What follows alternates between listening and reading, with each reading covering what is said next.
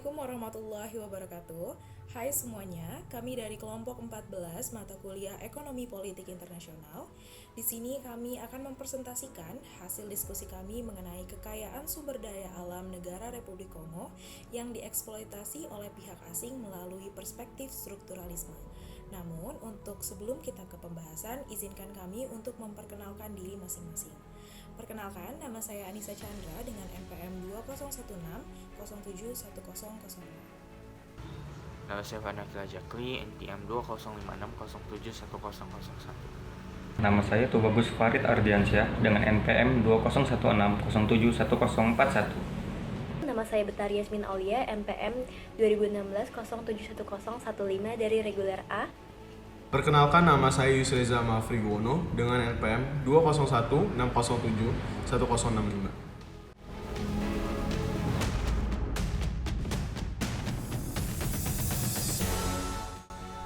Pernahkah terlintas di pikiran kalian bahwa negara kaya berkembang secara pesat dengan kemajuan industri dan teknologinya, sedangkan negara berkembang sangat sulit bergerak ke depan untuk dapat disebut sebagai negara maju?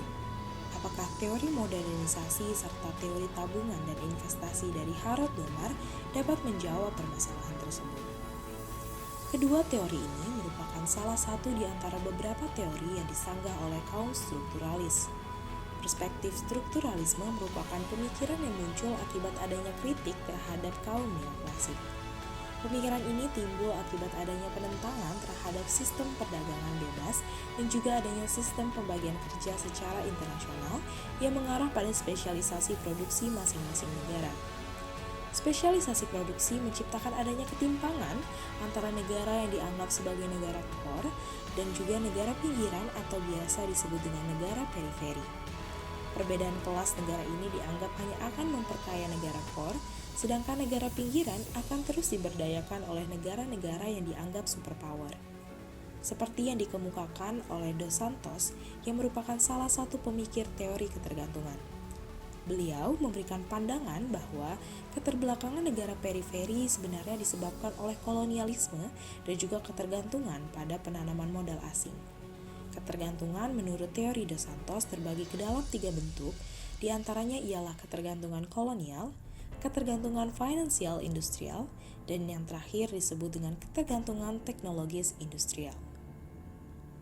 Salah satu kasus eksploitasi dan ketergantungan terhadap industri asing ialah negara Republik Kongo. Negara Republik Kongo adalah negara yang terkurung daratan di Afrika Tengah dengan sejarah konflik dan eksploitasi.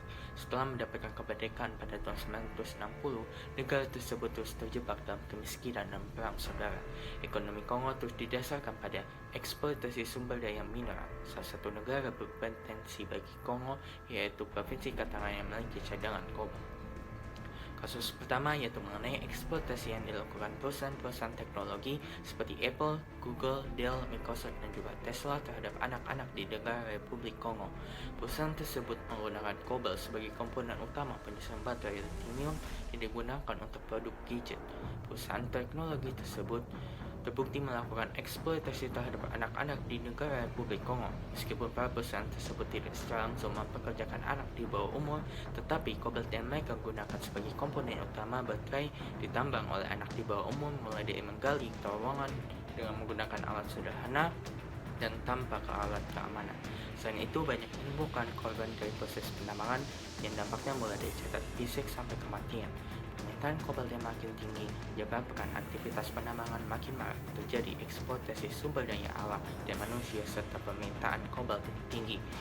Selain itu, teknologi tersebut tidak memberikan dampak yang signifikan bagi kesejahteraan masyarakat Kongo. Kedua, mengenai kasus eksploitasi emas yang dilakukan secara ilegal oleh kelompok bersenjata, menambang sekaligus memaksa orang lain untuk menambang emas, di mana emas adalah satu sumber daya yang dikenal sebagai bahan konflik. Mereka juga memungut pajak, menyelundupkan dan memperdagangkan emas. Hasil dari eksploitasi ilegal tersebut digunakan untuk membeli senjata dan membayar gaji para pemberontak.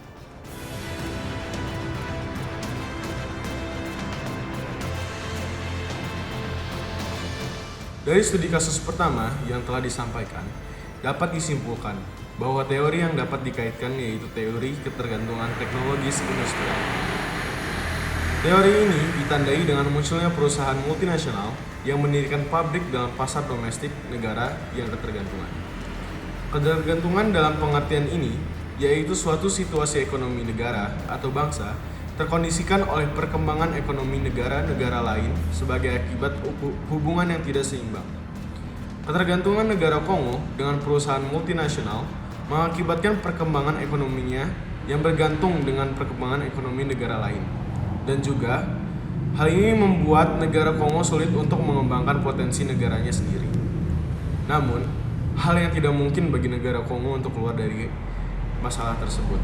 Menurut Santos, negara pinggiran seperti Kongo dapat keluar dari masalah tersebut dengan memperbaiki struktur internal negara dan juga hubungan dengan dunia luar. Kemudian pada studi kasus kedua, teori yang dapat dikaitkan yaitu teori ketergantungan finansial industrial. Dalam studi kasus kedua, dijelaskan bahwa terdapat anak di bawah umur yang terlibat dalam proses penambangan. Selain itu juga, mereka tidak mengenakan peralatan keamanan. Hal ini disebabkan oleh permintaan kobalt yang sangat tinggi, sehingga diperlukan tenaga manusia untuk mendapatkan hasil kobalt. Dalam kasus ini, tidak ada ikut campurnya aspek politis, melainkan negara Kongo masih dikuasai oleh kekuatan finansial negara lain. Negara Kongo yang mengekspor bahan mentah bagi kebutuhan industri negara lain, yang otomatis perekonomiannya akan dikuasai oleh negara pusat dalam bentuk kekuasaan finansial industrial.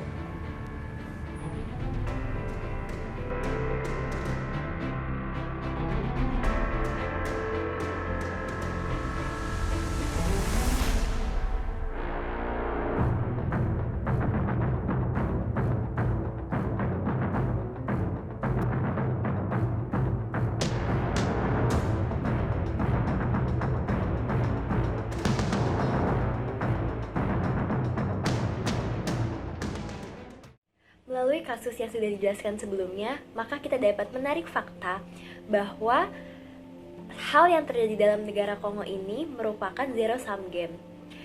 Negara Kongo mengalami kerugian besar akibat perusahaan-perusahaan tersebut dan juga negara-negara yang memiliki power lebih dari negara Kongo. Hal ini karena Kongo dieksploitasi baik dari sumber daya manusia, sumber daya alam, maupun hal-hal lain yang merugikan pihak Kongo itu sendiri. Daripada keuntungan, Kongo cenderung mengalami kerugian akibat eksploitasi karena apa yang dilakukan oleh perusahaan-perusahaan tersebut sangat merugikan Kongo, baik dari emas, kobalt, seperti apa yang dilakukan oleh perusahaan Apple, dan juga pemaksaan tenaga kerja manusia di bawah umur. Selain itu, eksploitasi dan pemerintahan yang kacau membawa Kongo pada ketergantungan ekonomi terhadap negara lain seperti yang dijelaskan dalam teori ketergantungan teknologis industrial, sehingga tanpa pihak asing, negara ini akan sulit untuk membangun ekonomi negaranya sendiri secara mandiri. Sekian dari kelompok kami, saya akhiri. Jika ada salah, kami mohon maaf sekiranya. Wabillahi taufiq wal hidayah. Wassalamualaikum warahmatullahi wabarakatuh.